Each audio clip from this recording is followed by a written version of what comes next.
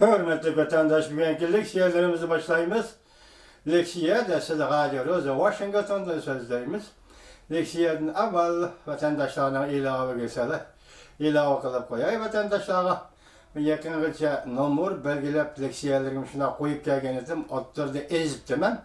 Ötkellerde bu 1300 dep sizlerge şundaq belge koyup gelgenizdim hata eken. Tünügen bir vatandaştan yardım bilen onu özgertip aldım. Bugünden başlayıp 2400'den başlandı. Şuna bu nemi eşitep oylap kalmalı hürmetli vatandaşlar. Anadın ki bugün sizlerge sözleydiğin leksiyede, ese ahırda sözleydiğin bir leksiyege teyyarlanan leksiyene oldu da sözleşke mecbur oldu. Buna sebebi bugünkü haber. Nayeti ciddi haber, vaziyetçi özgürlük haberi. Şu an bunu anlatıp, anadın teyyarlanan leksiyelerimizde ayrım aldı sizlerge. Yetküzümen hürmetli vatandaş. Endi bugünkü şu mavzudaki yani vaziyet ciddiliğindeki mavzu. Bunda. İkinci katımda kısa sohbete vakti yetip geldi. Aksaray ümitsizlendi. Mavzuda haber birinci ayının birinci günü New York Vakt Geziti'de ilan kılındı. Haber mundak başlandı. Amerika matbuatları mundak değişti. Prezident Trump hükümetinin Beijing taraf kurulma karakterli iktisadi islahat elip verişini etraflı iqtisadi kelişimi imzalaşqa elip kirmeydigan boldu dep hesaplaşıga ergişip Amerika Cumhurbaşkanı devletinin ikinci katemli iqtisadi sohbetinin istiqbalı mümkün bulmadı.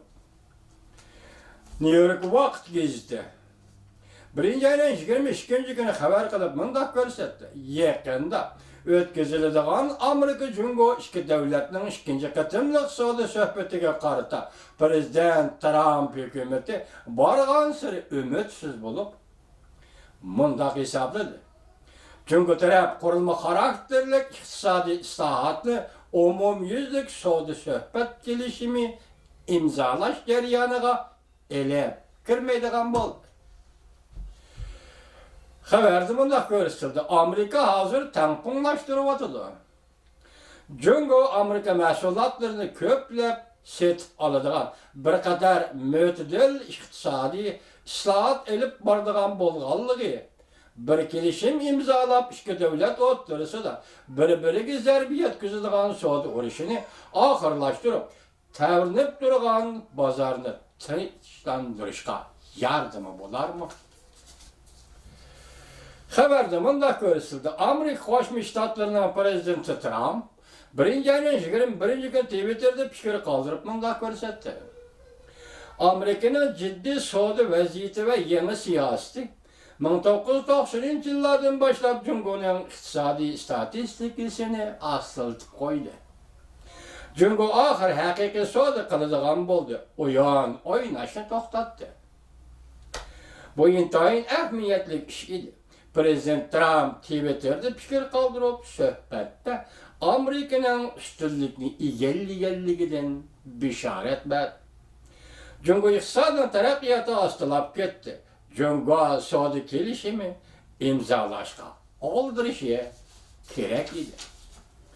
Amerika hükümet ve devlet meclisi a'zolari texmi ehtiyotchan bo'ldi. Undan başka mutaxassislar mundaq hisobladı. Umumyüzlük kelişim imzalaş diyene mühim belgili olmaydigan özgürüşler var. Cumhur Prezident Trump hükümetiga besim işletip, Huawei şirketinin maliye emeldarı Meng Wanzhou'ni Kanada'dan ötküzüp elişini to'xtatishni talep kılandı. Bu tehi enik emas.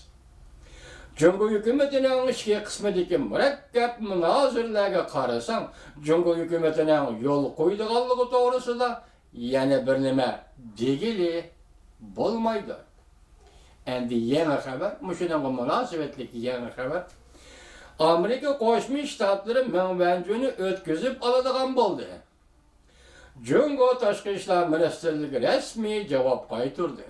Mavzuda xabar 1-ayning 22. kuni Xitoyning Rimrabo gazetida e'lon qilindi.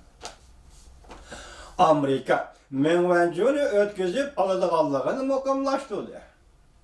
Cumhuriyet Tashqi ishlar ministrligi rasmiy javob qaytardi. Birinchi ayning 22 kun Tashqi ishlar ministrligining navbatdagi muxbirlarni kutib olish yig'inida Cumhuriyetning bayonotchisi Hua Chunying muxbirlarning savoliga javob berdi.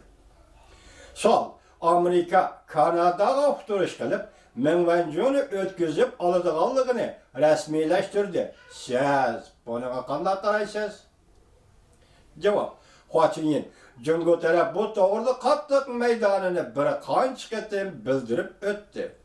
To'g'ri hukm qila oladigan kishilar ko'rib ola oladiki, Mengvanju delosi odatdagi adliya delosi emas.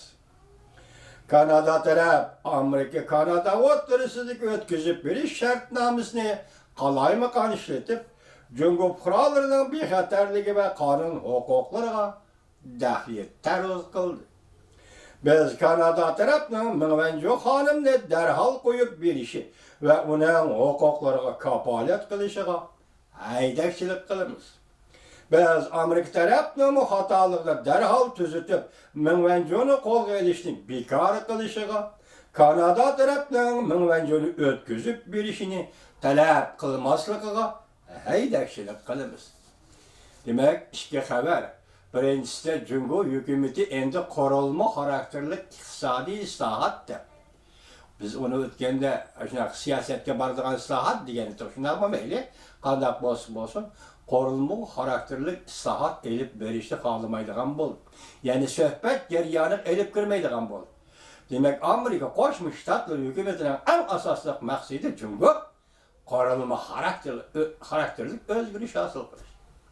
Demek hazırgacha to'xtatib qo'yilgan Kanadada to'xtatib qo'yilgan Mengvanju xonim endilikda Kanadadan Amerika Qo'shma Shtatlar hukumatiga o'tkazib beriladigan bo'ldi. Shu munosabat bilan Cumhur hukumati bayonot e'lon qildi. Bugungi vaziyatning jiddiligi mana bu yerda vatandoshlarning ham bu jiddiy vaziyatga jiddiy muomala qilishini, shunday jiddiy tasavvur qilishini men shaxsan umid qilaman. Demak, Amerika Qo'shma Shtatlar bilan Cumhur Xalq Jamhuriyati hukumatining munosabatlari yoki hozirgi holat munosabatlari qayerga bordi? Biz buni davomli ko'rsatamiz vatandosh.